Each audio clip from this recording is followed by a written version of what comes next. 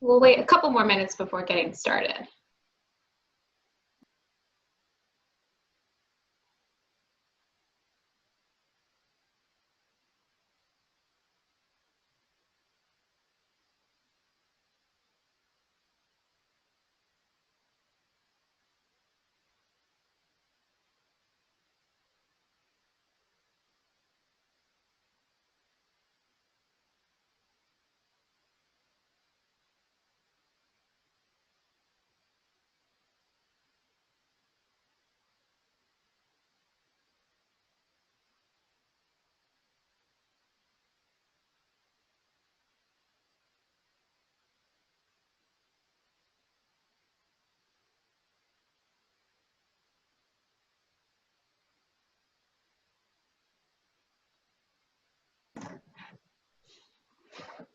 Hi, we're going to get started now. I want to thank you all for joining us. I'm Maureen Kaminsky. I'm the Director of Sales at Serendipity Labs in Westport, formerly in Stamford. And I want to thank you again for joining us all for today's webinar, Digital Marketing During a Pandemic. Cut through the clutter, get noticed, and get ahead. Presented by Susan Catalano and Robert Clark. I think we'll all agree it's a very timely discussion. Susan Catalano is the managing partner of JQ LaCourte, LLC, a full-service LinkedIn consulting and digital marketing firm. She consults with companies to achieve measurable business results, such as generating leads, boosting SEO results, improving visibility to customers and prospects, and promoting staff expertise. Susan has over 15 years of experience in talent management for Fortune 500 corporations and sales and marketing programs for companies and business owners. Susan regularly presents to national, corporate, and business audiences. Robert Clark is managing principal of Lucid Point, a boutique digital agency specializing in online marketing, email marketing, marketing automation, and business automation strategy and execution. He has over 30 years of experience advising businesses from SMB. I don't know what the small SMB? Small and medium businesses, small and medium-sized businesses. Thank you, forgive my ignorance. To Fortune 50 companies, nonprofits, associations, and industry groups on marketing, sales, operations, strategy, and information technology. Robert also regularly presents to national organizations and companies of all sizes. For those of you not familiar with Serendipity Labs, I want to just take a minute to explain. Serendipity Labs is a hospitality-focused, flexible workplace provider, offering everything from day passes to day offices to meeting and event spaces to private offices ranging from individual one-person offices to larger team rooms that can accommodate up to 20 employees. We have over 40 locations throughout the United States and growing all the time, even during this pandemic. So I know we will definitely welcome Susan and Robert's expertise in this. One thing that is unique about our labs is the professional networking that we offer and the value that the business connections that happen organically among our members. That is how I met Susan, as a matter of fact. I had wanted to meet her when I saw that she was a LinkedIn specialist, and that was very important to me. And we brought her in, and she's done a few presentations for us in our Stamford location. I think this is the first here in Westport. Inspired by these connections, Serendipity Labs created Link, a virtual platform where our members can link, learn, inspire, network, and collaborate. With that, I'm going to turn it over to my colleague Maxine, and she'll go over a couple of the rules and the housekeeping. Hello. I'd just like to ask the attendees to save all of their questions for the end of the presentation. There is a Q&A button at the bottom of your screen, so you're welcome to input your questions in there, and then at the end of the presentation, I'll be asking the questions to Susan and Robert, and they will answer them. We will also be sending out a follow-up email at the end of the presentation or if anyone missed the presentation, this will be recorded. And it'll also give you an opportunity to redeem a complimentary day pass at Serendipity Labs.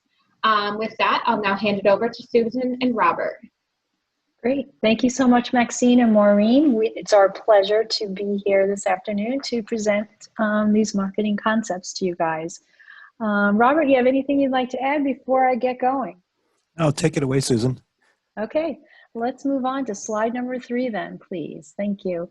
And we love questions, so I know Maxine indicated we are going to answer questions, so write them down and we will be glad to answer them at the end of the presentation. Okay, what are we going to cover today?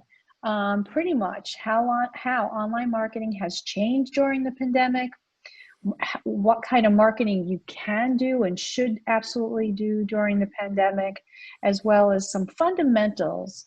Marketing fundamentals. We're just going to review some of those because every marketing initiative you proceed with should include them. And then we'll just review some of the most common platforms for business as well. All right, Robert, why don't you take it away? Okay, thanks, Susan. Good afternoon, everybody. All right, so in a crisis, just like personally, we have different tendencies, and business tendencies in a crisis tend to fall into these two categories. Maybe some of us experienced these firsthand during the financial crisis of 10, 11, 12 years ago, whenever that was.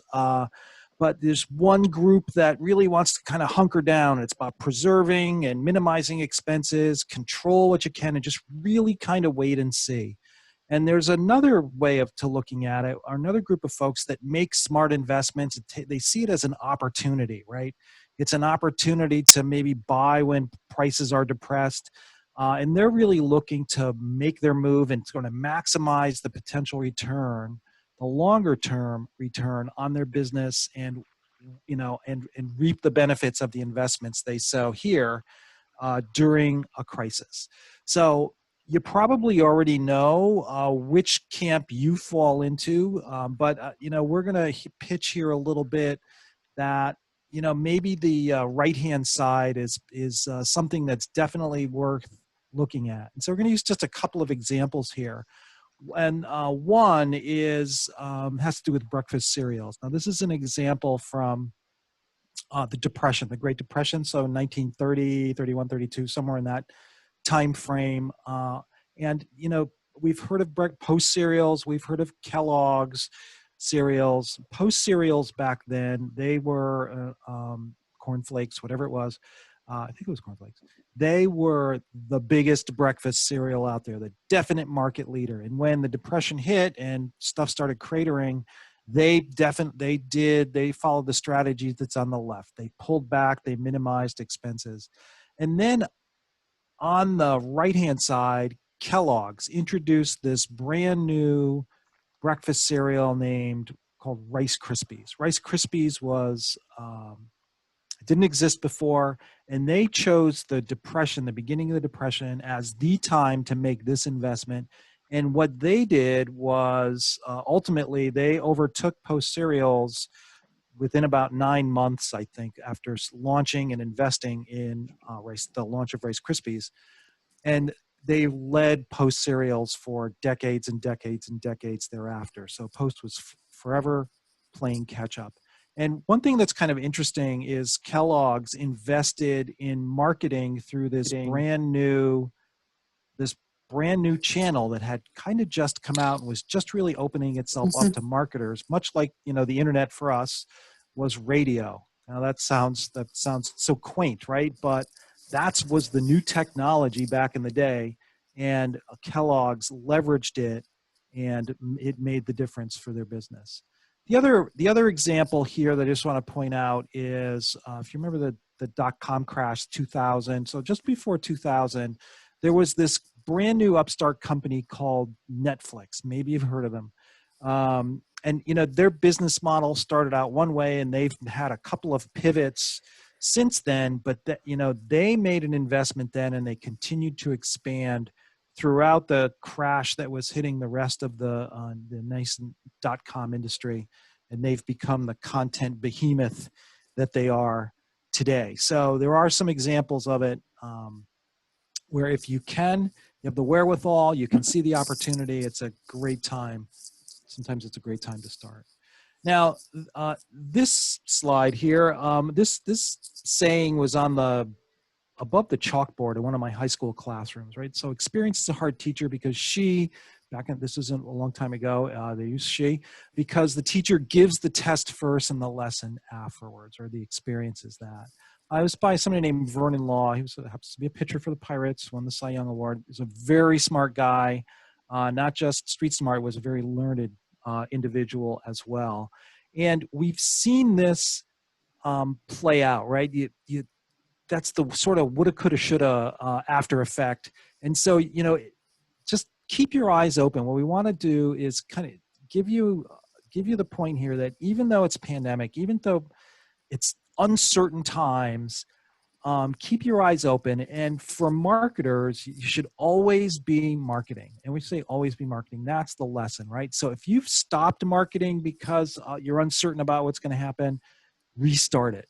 If you haven't started marketing, you never started marketing, you never used any of these digital platforms, now's a great time to start. And you have to keep in mind it's a process, not a one and done program. You have to stay with it. Some of the factors that, the factor that's really driving a lot more digital marketing is the audience is there, right? So people are, the commutes are gone for the most part. People are home more, they're working from home, your target audiences may be working from home. Internet use is up 40%, and maybe even higher at this point. And so it's a great platform to reach your folks, all this digital stuff. And digital marketing, therefore, has become more important than ever. The trends were up before, they continue to go up. They've been really juiced by this pandemic. So this me, Susan? Yes, it is. The last thing in terms of, is this me, Sue? Yeah. Yeah, okay. It is. The last things it is. Okay, the last things in terms of pandemic marketing is you have to do it the right way. You have to be aware that your audience is probably suffering, could be suffering. So you want to offer some empathy first. It has to be relevant though, right? That's reassurance and context. If you're a plumber, you're not necessarily going to be offering advice on, vaccines and, antibody treatments, but you can, express that you understand how people are concerned about having people come into their house to take care of things and all the precautions that you're making. Have some selflessness if you can. Give something back to people. They're feeling a little upset. Really, make sure your message is consistent and you have a lot to do here, but you have to do it briefly. People, their attention spans are short and getting shorter. And don't do this where you just kind of come out of the blue, offer something that is not really relevant, and that just doesn't work. So if you've really got something, you've really got a connection with your customers, follow these steps here, and your marketing will be relevant in this time. All right, now Susan, this is definitely that's right. to you. Yeah, it is. Okay, excellent. So let's just review some online marketing fundamentals. As I mentioned at the top of this presentation, these are fundamentals that should be applied to any initiative you take to market your business. So let's just review some really the most important ones. So any marketers in the audience will know these, and this will be a wonderful review for them. So keep these things in mind. Very first thing right out of the gate before you do any marketing or changing your marketing is understand who your segments are. Who are your segments? Those are your targets. And not all of your targets, your prospects, or the people that you need to get in front of are exactly the same. They differ. Hence, that's why there's the purple people, the orange people, the green. So keep in mind who they are. And when you're marketing, speak directly to them in a language that's important to them, that will have some importance to them, is the key piece. Okay, next, it's not about them. When you're marketing, It's not about them. It's rather, it is about them. It's not you. It's not about you. And what does that really mean? A lot of people market in a way in which, to their clients, in the way in which they like to be marketed to, or the way that's very comfortable to them. That's not important. We're not important. It's our prospects, our targets, the people we want to get in front of. How do they want to be marketed to? Where are they? That's what we have to do. So it's always about them, less about what's important to us and what platforms we should be on, for example.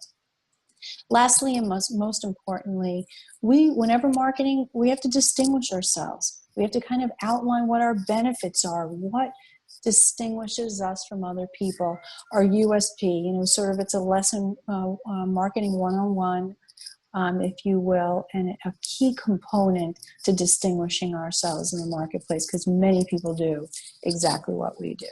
What's All right, a USP? let's move on. Unique selling proposition. And we all have it. All right. Excellent. Let's move on to, that's you, Rob. Okay, so keep in mind as well, again, we're talking fundamentals here, that customers always go through a buying cycle. We want action, the sale, the close is action, but we can't get there until we move our customers through these other steps. And this is a very simple AIDA mnemonic. There are different variations of this, but attention, you have to get attention or awareness. They have to become interested. You have to move them towards a decision point until they take an action to buy from you. Keep in mind, like Susan was talking about the segments, that you've got different folks with different triggers or different buttons that you're kind of pushing, that they, inside of those segments as well, they're going to be in different stages in the buying cycle. So your marketing needs to be aware of this and kind of cover all of these things with the messaging that's going out. All right, Susan, now this one's back to you. Yep, that's correct. So number one aspect of human behavior today, and this is definitely impacted because of digital platforms, is our attention span. Back in 2000, the average human attention span was 12 seconds. And now, when you look at just 15 years difference, it has decreased markedly to 8.25 seconds. And my guess is if we did this survey again in 2020, it's probably a lot less than that.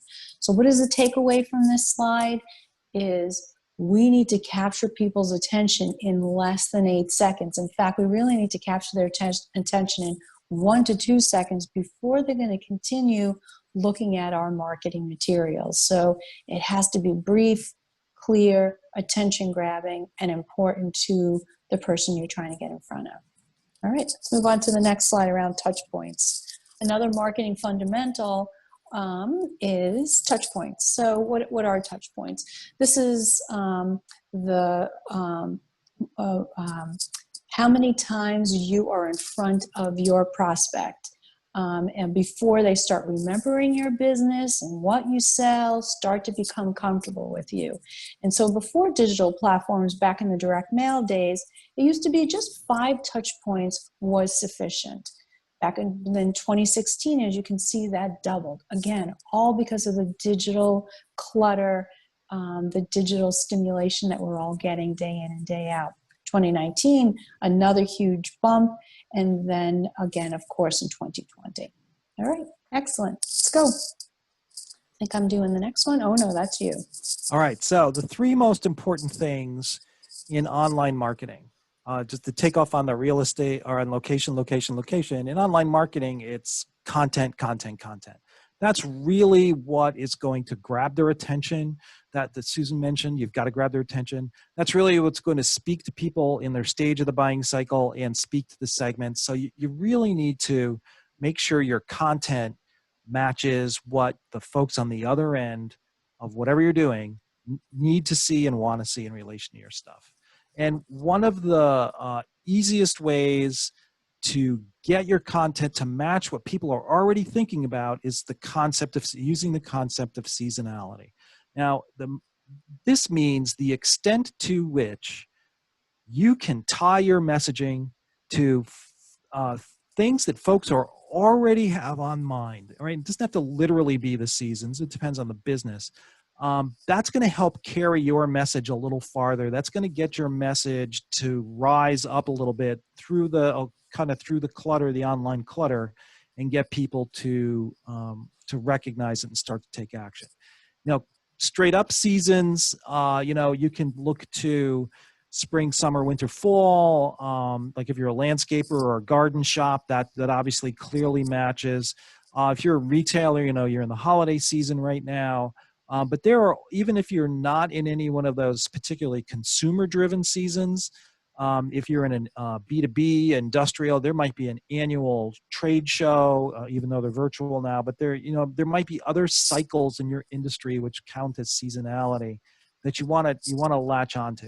This is somewhat intuitive, and if you've been doing any kind of marketing at all, or even just running your business from a straight up sales perspective, you're probably doing a little bit of this anyway. But when you go to your content, bring that into your content in a much more prominent way, and you're going to get a lot more traction. That's really the driver there. Okay, so I think I'm doing this one too. So finally, no, you're doing this one, Susan. Yeah, that's right. Cutting through the clutter. This is what I think is the money slide. Robert, you're welcome to add on to this if you like as well. But this is definitely the money slide. When you are doing content, please keep these things in mind. First, just to sum up what Robert was saying, that content calendar or planning your content is step one, must be done. And it's just a wonderful guide for the rest of the year. Okay, once you get that done, you must distinguish yourself, right? Differentiate yourself. Obviously, I mentioned that before, but that is key to the content. Must be crystal clear, consistent messaging, for sure. Keep it brief, right? These are digital platforms with short attention spans of humans looking at them.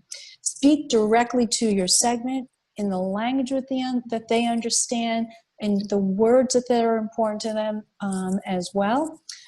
Use video. We love imagery and especially video, and all the social platforms are giving video priority on the platforms. So you're going to get more views if you do video. You don't have to do it every time, but doing it every so often is a great idea to do so. Personalization. Another way to cut through the clutter is personalizing your messaging, calling out directly the people you want to get in front of.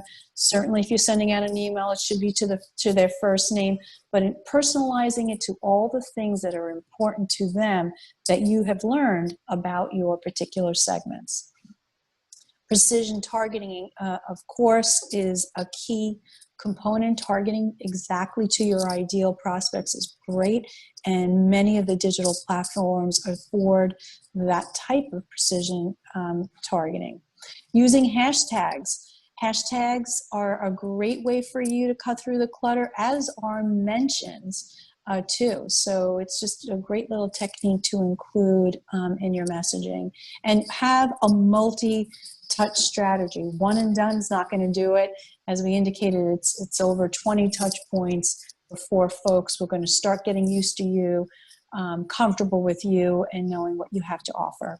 All right, thank you. I think I'm next too. You have a few slides. All right, let's just view a little bit around the social media platforms, some top level things that all of us should be mindful of. So, what social platform is right for a business, right? So these are the things you don't need to be on all platforms, but which ones are really right for a business? Well, LinkedIn is typically a great platform to target business professionals because that's where they go and that's where they're very comfortable frequenting that platform. Facebook, Instagram, excellent if you are targeting consumers, right? So if your business targets consumers, then you absolutely should be on those platforms. Email, absolutely for both. You can target business professionals as well as consumers there. Text marketing, it's definitely applicable for both professionals and consumers, but not particularly all industries does it work as well. And another platform is a Google Business. I mean, it's really not a social platform, but because Google rules everything, it is a key platform that you need to be on, or Google won't acknowledge your presence. You can post there like you can on other social platforms, but not with the same level of frequency as you have with some of the other platforms, and flexibility as you have with other platforms. All righty, let's move on to the next one. Which social platforms are right for your business? So when you decide on which platforms you should be on, you should run through these questions. I believe these are very helpful. We used to call this the money slide. This is money slide number 2, I guess. And so when you're thinking about, as I mentioned before, you don't have to be on all the platforms. It's unnecessary. You just need to be on the right ones for your business. So consider these questions when you're thinking about being a part of a platform or staying on a platform. Are your customers on it, right? Those are the primary buyers. If they're on it, then yeah, you better be on that particular platform. Are your influencers on it? So those are secondary folks. They're not folks that actually pay for your services, but they influence the decision to purchase. Are your referral sources, right? These are the people that refer business to you. Are they on that platform, and are they valuable for you to get in front of and stay top of mind? If so, then you need to be on that platform. Can you target new prospects is another thing you might want to be mindful of. Are your suppliers on it? Can you do market research? It's another great way, even if your targets aren't on there, but you might be able to get some valuable information to help you run a better business. Then do it. You might see competitors or other similar businesses on there. And lastly, I do want to add, although it's been this way for a while, most of us know we search on Google, but half of us are searching for products and services and businesses on social media, and the other half on Google. So you really need to be on both platforms if you want to be found in a search for your business and your services. All right, let's move on. Just a brief review or discussion around LinkedIn. LinkedIn, as I've mentioned, is the business professional platform. It's a great marketing and biz development tool. It's not just for job seekers. In fact, if you just use it for job search, you're using it for a very, very small percentage of the full impact that the platform can assist you with. Why LinkedIn? Well, a number of reasons. It is the trusted, serious platform. There's over 675 million professionals on the platform, and they're a really quality audience. They're affluent, more educated, more employed, and they drive 4 out of 5 of the business decisions, as well as having 2 times the buying power than the average web user. You can also precision target. And the members, lastly, the members' mindset is very different on this social platform than it is on the others. They don't come here for social reasons. They come here for business reasons to help their job do a better job, and very much open to new connections with people that can help them do their job better. So it's a very powerful platform, as you can imagine. All right, Rob, you're next. Hi, so thank you, Susan. So I just we're going to talk here just briefly about text marketing, right? So you may have gotten some text marketing pieces. Most likely, everyone has experienced some customer service text marketing. You know, your car is ready at the service station, whatever is going on, some follow-up. Certainly, we've all experienced those 2-factor authentication texts. But what we're talking here about is just literally sending out marketing messages via text. It can look like this. Over here on the right, you can also, they're offering a coupon with a link right there. You can see you can also send images as well.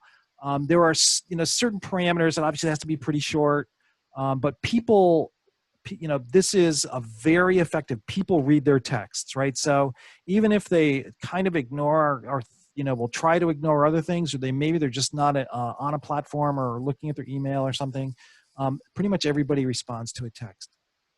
And people are very possessive of their phones. And they're very possessive of that text feature. So if you're a marketer and you're going to do this, be absolutely certain you have permission to do so.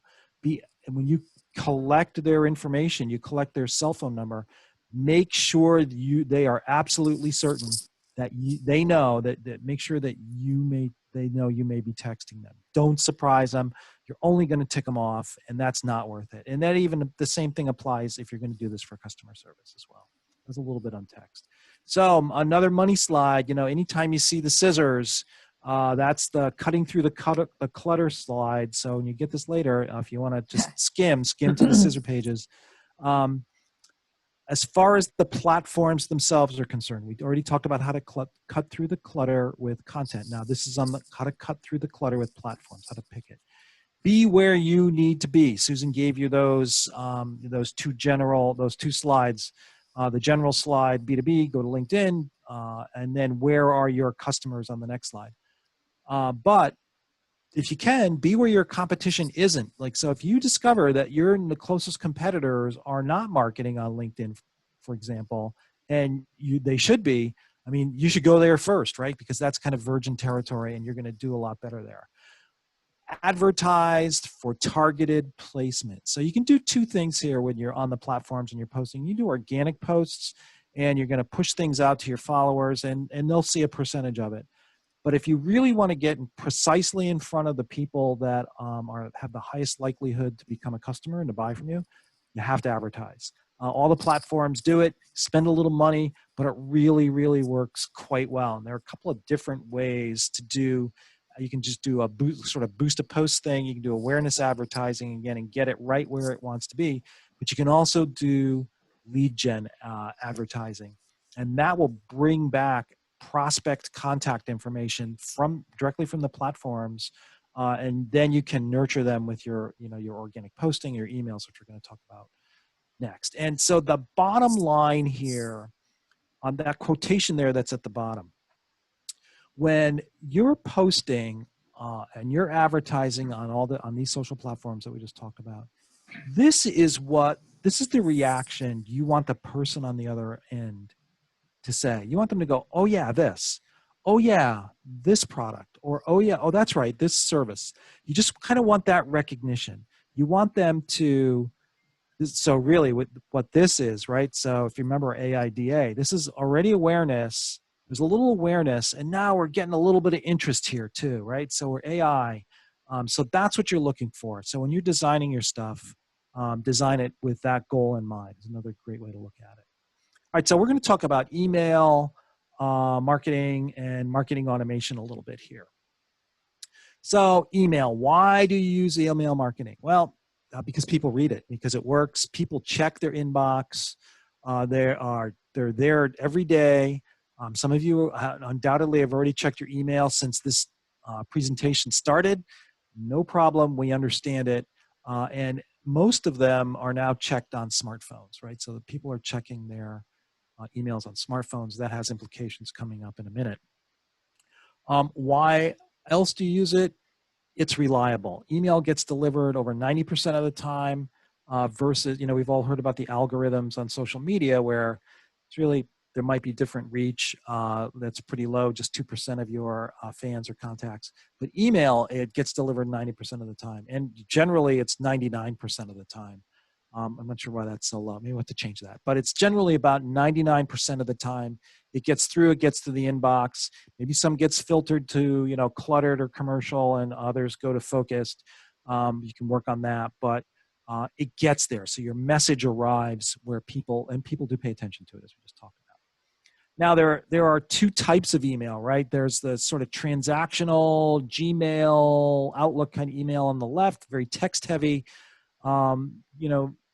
Very works well for, kind of nuts and bolts process stuff of running a business, but don't try and market with that. And you can see the difference, but look at that beautiful thing from Susan right there on the right-hand side. And you can see the difference, right? It's branded. It's got a nice image. Look at those happy, smiling people. It's got a clear call to action, that contact us button today. Click that and things are going to happen. You're going to go right to the website or something's going to happen. Got her contact information there very clearly. So don't try and market with the thing on the left. And use the one on the right.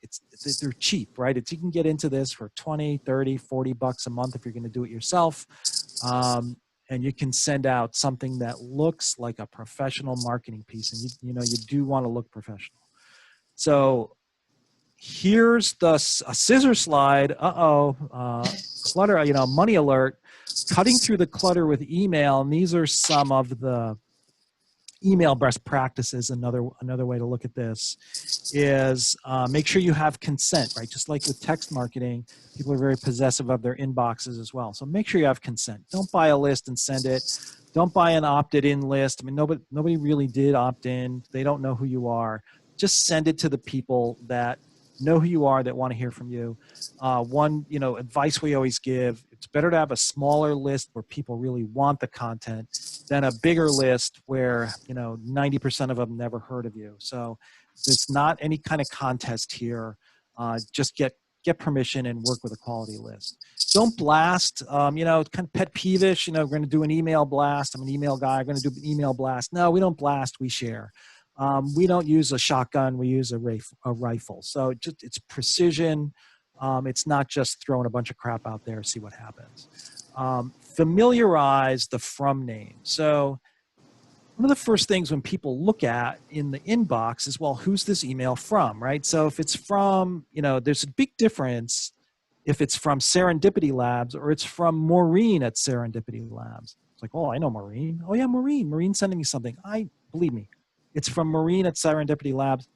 I know it's going to be a marketing. I know it's going to be something that's about the business or about me, but no, I like Maureen and I'm interested in what Maureen is sending out. So I'm going to open it, right? Or I'm going to look at it. And then Susan mentioned this earlier on the subject lines, not specifically on the subject lines, but make the subject lines about them. Okay. So, and that Susan mentioned that earlier, it's not about you, it's about them, the people you're trying to reach. Just compose your subject lines short and sweet, but make it about them. So not that you're now, we're open on Friday nights now, because it's easy for us, but now we can offer new service. We have new programs on Friday nights for you. Keep your emails, your marketing pieces short. Keep them one subject. I'll give you two. I'll let you have two subjects. Just keep it short and sweet in one. Have an image, a headline, make it easy to read. Remember Susan's example a couple of slides ago. Pretty straightforward. She's got one message she's getting through there, and that's what you do. You're going to get them over time. You're not going to send out an epistle and have somebody read this big long thing. And then watch the frequency. So people always ask, well, how often should I send these? Should I send them out a couple times a week? I'm really kind of desperate. I need to get my business going. I want to send one every week. It's like, don't do that. Again, it's about them. Most businesses get away. The optimal time for most businesses is a month. If you have a nonprofit, maybe it's quarterly, or maybe it's just tied to events. But weekly, you really need to have some important information that changes weekly to send it weekly. So restaurant with the week specials, that's one thing. But for most businesses, once a month is fine.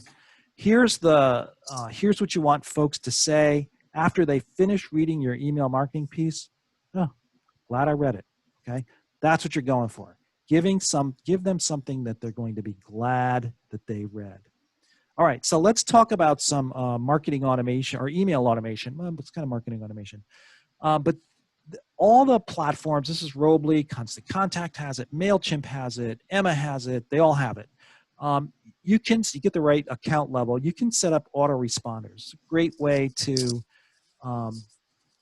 do some things in the background. So if you get somebody that comes to your website, they fill out the form, you can stick them into one of these autoresponder series, and you can set up 4 or 5 emails that will nurture them over time. You send thank you right away. Then 3 days later, you send something. 5 days later, you send something. 8 days later, you send something else.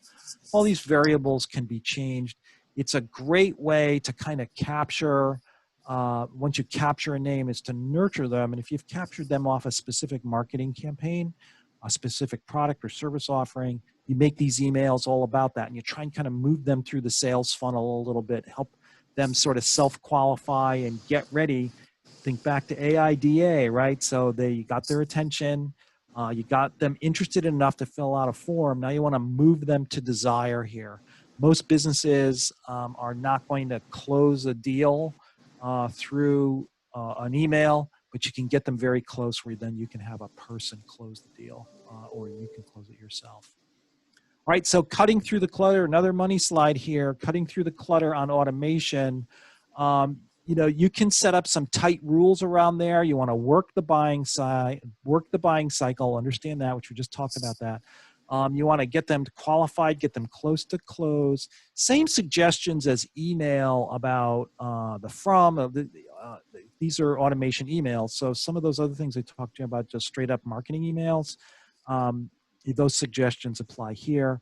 And you can also do retargeting. If you probably experienced this as well, you go look at a website for, you know, shoes or something. I don't know why shoes come to mind. You go to shoes, then the next thing you do is you go onto Facebook and there's an ad for shoes, the exact same brand, or there's a competing brand, or, you know, sneakers, something in the shoe category. You can do some retargeting for touch points. Just keep that in mind. Like somebody expresses interest through something you've done, you can do some retargeting through the platforms. That can be an automation feature as well. And here's the thing you want at the end of your automation, right? So you want, if all things worked out perfectly and you convinced them, you got them through A, you got them through I, you've got them to D, right? They've made the decision and you're hopeful that they're going to say, okay, now I'm going to do it. That's what you're going for on the automation. That's a pretty high bar, but, you know, if you work towards that, your automation programs are going to be a lot better, a lot more efficacious. Efficacious. No, very nice. Yeah, Very impressive. First time, yes. yeah, I have to look that up and see how to spell it. Okay. All right, Susan, Okay. I believe you're up next. I am. And since we're a little pressed for time, because I do want to allow some time for questions, I'm going to kind of go through some of these slides very quickly, finishing up the rest of these digital platforms. Website. Just clearly, clear branding across all digital platforms, but clear branding for your company. It should have a very contemporary format that is pleasing to viewers' eyes. Has to be authentic. It needs to be what we call customer-centric. Again, it's about them. What do they want to hear about around your business? Contact forms, clear, must be there. Has to have a responsive design, which just means it responds to different types of phone or tablets, desktop. It all works beautifully on every type of platform. And at the moment, having a COVID-19 page is very helpful with Google. Google will help get your website in front of more people if you do have one of those pages. Okay, let's move on to Google Business. Must have a Google Business. Every business must have a Google Business page. If you don't have one, go create one. It's free. You need to claim it. Make sure all the information is accurate. They'll send you a postcard in the mail. You have to do that verification process because Google thinks it's important, and we need to be found in searches on Google. So let's just move on. Search engine optimization, right? This is organic. This is not advertising. If people are searching for you, your business, the things you do, you want to be found in those Google searches. That's search engine optimization. It also is for Bing and Yahoo as well. doing some SEO is very important. Getting on the first page of Google is key. It really is the only page that matters.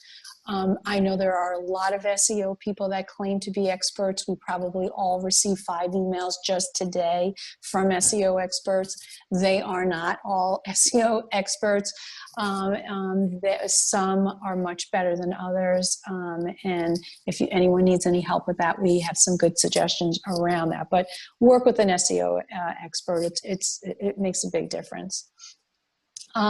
So the money slide here, cutting through the clutter piece. Again, there is no shortcuts. You have to do this. You have to do it right. Pretty much the way Google says you do. It must be a clean, uncluttered user experience as well. If people click on something, they should get what they expect they're getting as well. And so when they're looking for you on for your website and they find what they're looking for, that they say, oh, this is exactly what I wanted. That's what you should provide to them with your website and through search. All right, online reputation management, I think, is you, Rob. Yes, it is. So every business has a reputation online, whether you know it or not, right? And it starts really with your the Google My Business page here, Google Business page, and if you can see here by the highlight, there's a 5 out of 5 rating for us, the reviews from the web. So we're all kind of familiar with this. This is really why the Google My Business page is so important. But let's look at some of the stats for online reputation, right? So, and this is really about reviews, is what we're talking about. So 86% of consumers read reviews. You can read this. And for younger people, it's even this incredible 95%. Folks, depending on what they're buying, they'll look at a bunch of different reviews. And if you, and you could think of these reviews as another touch point, right, on your quest to get 20 touch points. 57% of consumers will only use a business with 4 or more stars. And you probably have experience when you've looked, particularly, I think the first place we kind of see this is on Amazon, those star ratings, but we've got them, they're actually everywhere, and your business actually has them out there. And you really, again, you do need to be aware of those. And this stat down here, the 91% of 18 to 34-year-olds trust online reviews as much as personal recommendations. So that really points to, I mean, again, the younger demographic, the 18 to 34, where they've grown up with this, this technology, they trust it much more completely than the older folks do. But the one thing I wanted to mention here with this stat is we run into a lot of businesses that have older owners, and one of the things they say is that we're a face-to-face business. We work on recommendations. It's worked for me for 25 years or 30 years, and I don't see that changing anytime soon. And I point them to this going to change, because the younger demographic, I mean, these folks get 1 year older every year, right? And so they're coming into the prime buying years for different types of businesses. And if they trust an online review as much as a personal recommendation, that means that an online review replaces a personal recommendation. So you ignore this at your peril. That's really the point there. Is it important to have a better star average, 4.5 or 5 stars or 3 stars? Does it matter? Yeah, Harvard Business School, heard of them? Pretty smart folks up there. They did a study looking at Yelp scores that one full star can drive a 5 to 9% revenue increase, right? So having a higher star average is really important. So how do you do it? So again, we're gonna whip through this just a little bit. That 4.5 seems to be the average. If you not start paying attention to this, if you you can start looking on Amazon in particular, it's because there are a lot of ratings there. It's easy to see. 4.5 is really where most of them are. They strive to get there. But the math on this is kind of interesting. So just here is a quick example. If you have a single 1-star review, how many 5-star reviews do you need to get to 4.5? Well, it turns out it's actually algebra, but you need to get 7 of them, right? So if you get, and then you get instead of 5 stars, so if you get a 4-star review, then you probably need 9 or 10. So you need to have a bunch of good reviews to offset a 1-star review, a poor review, and you need to proactively do this, because if you get the 1-star review first, now you got to scramble to get some great reviews. I'm not saying you can't get them, but if you don't have them in there, you're going to start, you're going to run the risk of losing business, particularly with the 18 to 34-year-olds we just saw. A crummy star review is going to impact your revenue from those folks. So you kind of need to get ahead of it. A couple of ways to do that, and you've probably seen some of this. You have an interaction. You buy something online. Pretty quickly, either an email comes or a screen pops up. Hey, we'd really appreciate it if you'd fill out a review on Google, and they give you the link right there to click to go put the review on Google. It's the consumer to go put the review on Google. That's them actively managing their star averages. So consider that. I mean, there's a lot more to this. Obviously, we don't have a boatload of time here, but you really should be aware of that, and you can reach out to us offline if you have questions on that. In terms of, Susan, this is you. Yeah, bad review. So what do you do when you have a bad review? I just briefly want to say you must respond, and you must respond timely. The key is not only is the person that left the review looking for a response, so is everyone else that sees the bad review. So it's very, very important. Let's move to the next slide, please. Never, when you're doing your responses, become defensive, ignore it, get pulled into an online battle, post fake positive reviews. All of that is completely inappropriate. Just be professional and sincere, and that's the key to bad reviews. Rob, this is you. Take it home. All right, this is the last slide. So here's the money slide. You see the scissors. This is another good one. Cutting through the clutter for online reputation. Make sure that you actually claim your listings. You may find that there are listings out there. Go look yourself up on different platforms, and you'll see, do you own this business? ? Make sure you claim it if you're the owner.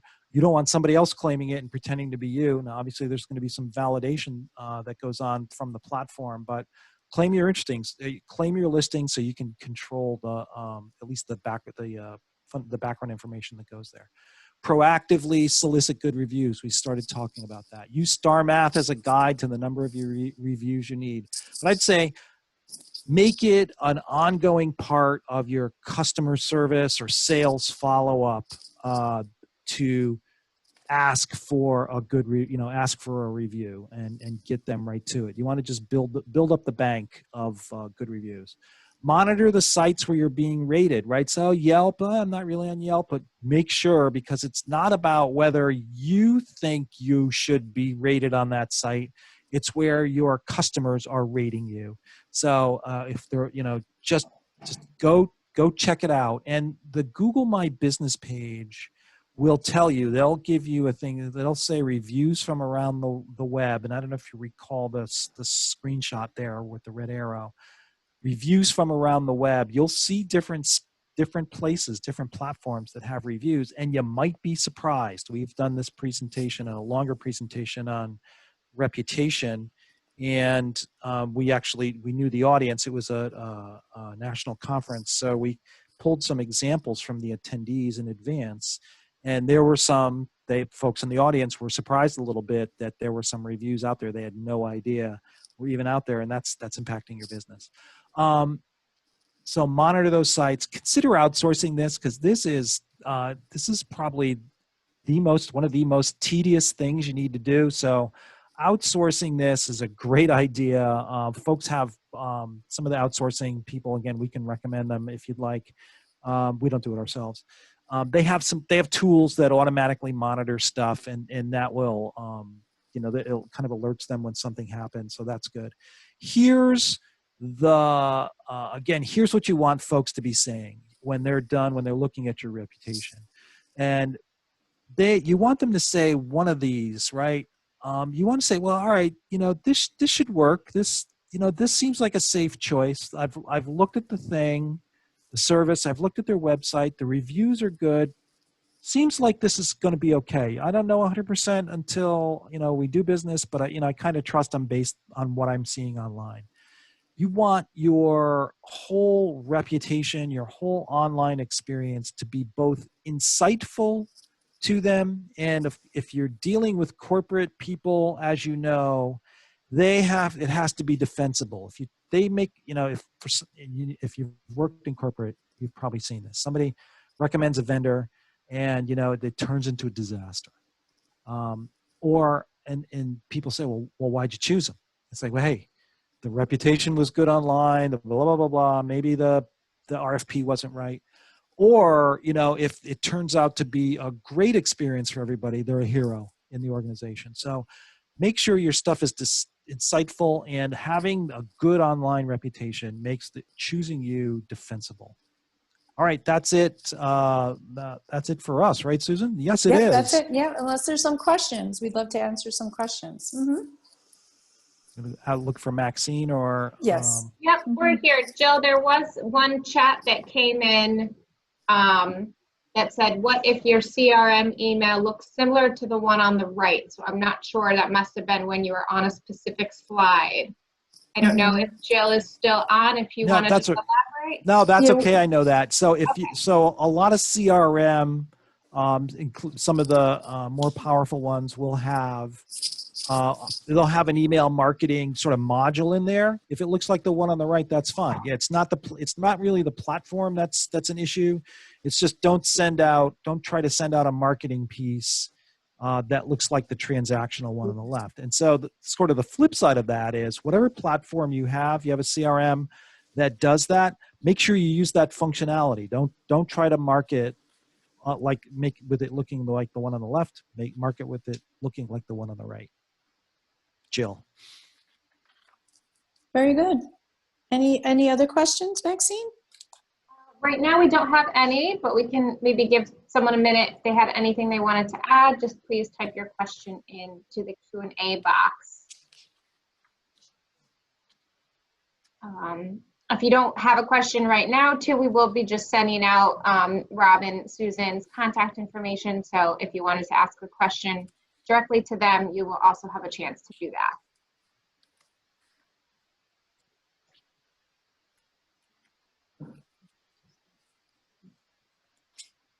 Very good. Then I'll stop the sharing.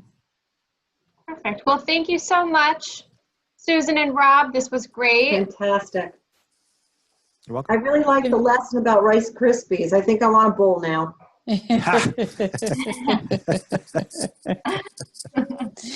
Well, thank you so much for having us. We always enjoy these. So thanks so much. Thanks for joining, and thank you everyone who attended. Everyone. We will be sending out a follow-up email after today. All right. Thanks very much, folks. Bye now. Bye. Take care. Bye.